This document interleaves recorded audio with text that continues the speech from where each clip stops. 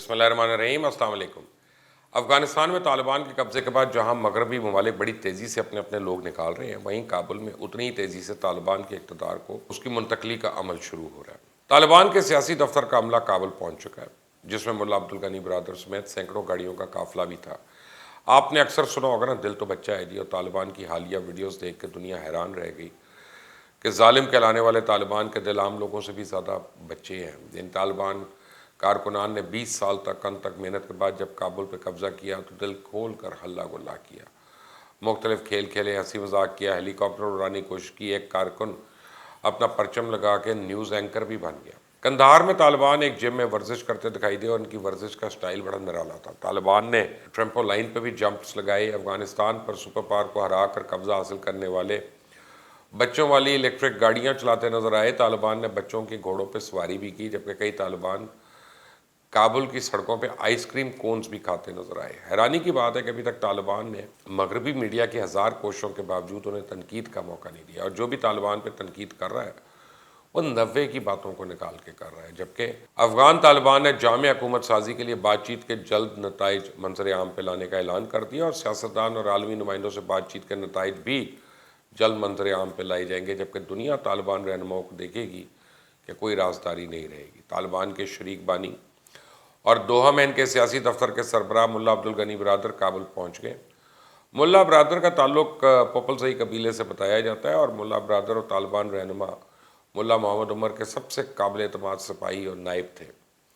दूसरी जानब अफगानिस्तान के दारुल हुकूमत काबुल में तालिबान को इक़्तिदार की मुंतकली का अमल शुरू हो गया, और तालिबान वफ़द ने साबिक सदर हामिद करज़ई और साबिक चीफ एग्जीक्यूटिव अब्दुल्ला अब्दुल्ला से पहली बार बाकायदा मुलाकात की। तालिबान तर्जमान ज़बीउल्लाह मुजाहिद के मुताबिक मुलाकात में अफगान सेनेट के साबिक चेयरमैन फैसल हादी और दीगर हुकाम भी मौजूद थे, और सियासी क़यादत को फुल प्रूफ सिक्योरिटी दी गई।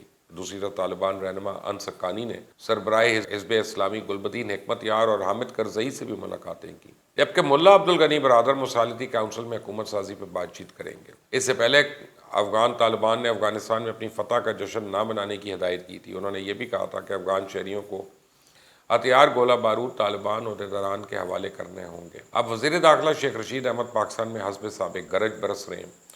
उन्होंने आज एक तारीखी जुमला कहा कि कोई सुपर पावर पाकिस्तान को बाईपास नहीं कर सकती, जबकि अमेरिका और यूरोप में अफगानिस्तान में बदतरीन शिकस्त पे सफ़े मातम जारी है। अमरीकी अहदेदारों के मुताबिक अफगान फोर्सेज सूबाई ज़िले मराकज़ का दिफा करने में नाकाम रहीं, जिसकी वजह से असला और बारूद, हेलीकॉप्टर्स और दीगर साजो सामान भी तालिबान के हाथ लग गए।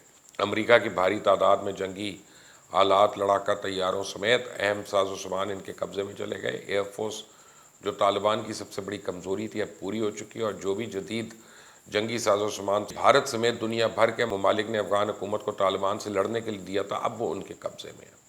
और अगर अमेरिका को पहले पता होता तो शायद सारा साजो सामान भी अफगानिस्तान से मुंतकिल कर देता।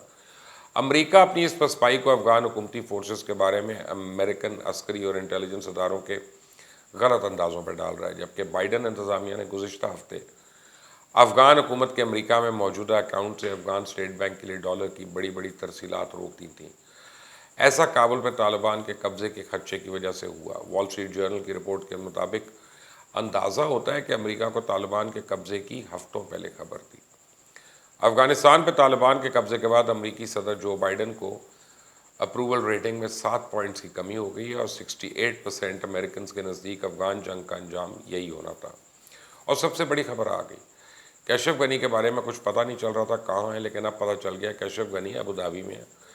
साबिक अफगान हुकूमत में आला अहदेदारों ने इंकशाफ किया कि साबिक सदर अशरफ गनी अबू धाबी में, इनकी सेहत काफ़ी हद तक ख़राब है। बहरहाल अब तो यूएई की गवर्नमेंट ने यह कह दिया कि ह्यूमैनिटेरियन ग्राउंड्स पे अशरफ गनी और उनकी फैमिली को उन्होंने पनाह दी है वहाँ पे। अशरफ गनी ने इससे पहले ताजिकिस्तान, उज़्बेकिस्तान, ओमान और अमेरिका में पनाह लेने की कोशिश की थी। इन सब ममालिक ने इनकार कर दिया था।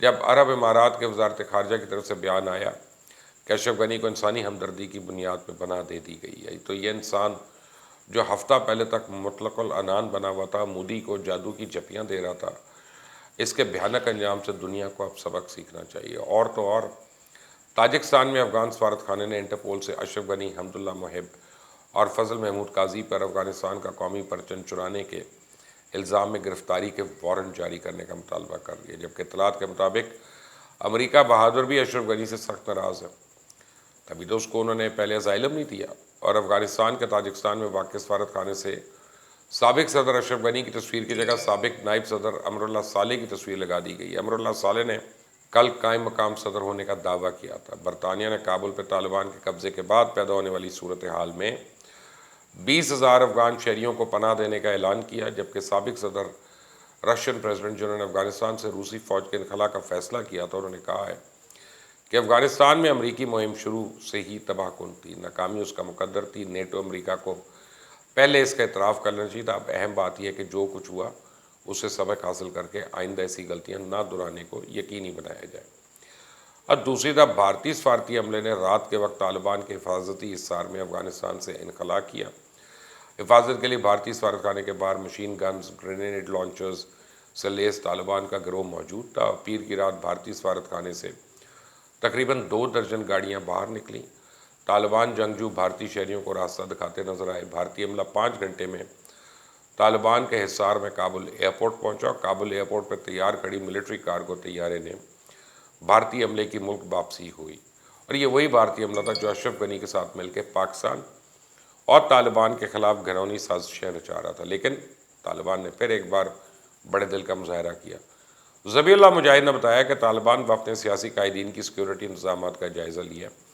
افغان سیاسی قیادت کو فول پروف سیکیورٹی فراہم کی گئی ہے۔ افغان طالبان کے مزید رہنما منظر عام پہ آئیں گے، دنیا ان کے رہنماؤں کو بتدریج دیکھے گی، کوئی رازداری نہیں رہے گی۔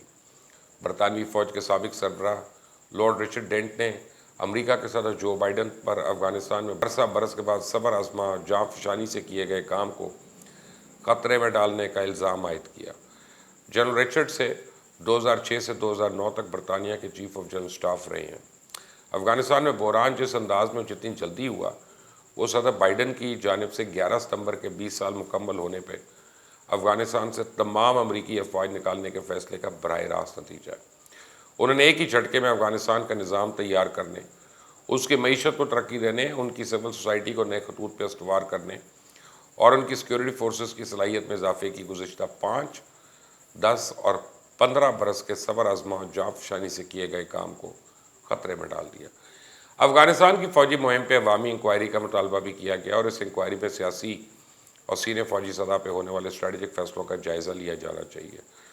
کیا افغان طالبان وعدے نبھائیں گے؟ مستقبل کا افغانستان کیسا ہوگا؟ عالمی برادری سر جوڑنے پہ مجبور ہو گئی ہے۔ رہنماؤں نے رابطوں میں مشترکہ لائحہ عمل اپنانے پر زور دیا ہے۔ امریکن پریزیڈنٹ جو بائیڈن اور برطانوی وزیر اعظم بورس جانسن کے درمیان ٹیلی فونک رابطہ بھی ہوا۔ افغانستان کی صورتحال پہ دونوں رہنماؤں نے مشترکہ لائحہ عمل کے لیے G7 ورچوئل اجلاس اگلے ہفتے بلانے پہ اتفاق کیا۔ ادھر امریکہ کے قومی سلامتی کے مشیر جیک سلیون کا کہنا ہے کہ صدر بائیڈن نے انخلاء کا فیصلہ عین قومی مفاد میں کیا۔ وزیر خارجہ اینٹنی بلنکن سے مل کر معاملات کو دیکھ رہے ہیں، اور 2001 کے مقابلے میں 2021 میں طالبان کی سوچ ایک جیسی نہیں ہے۔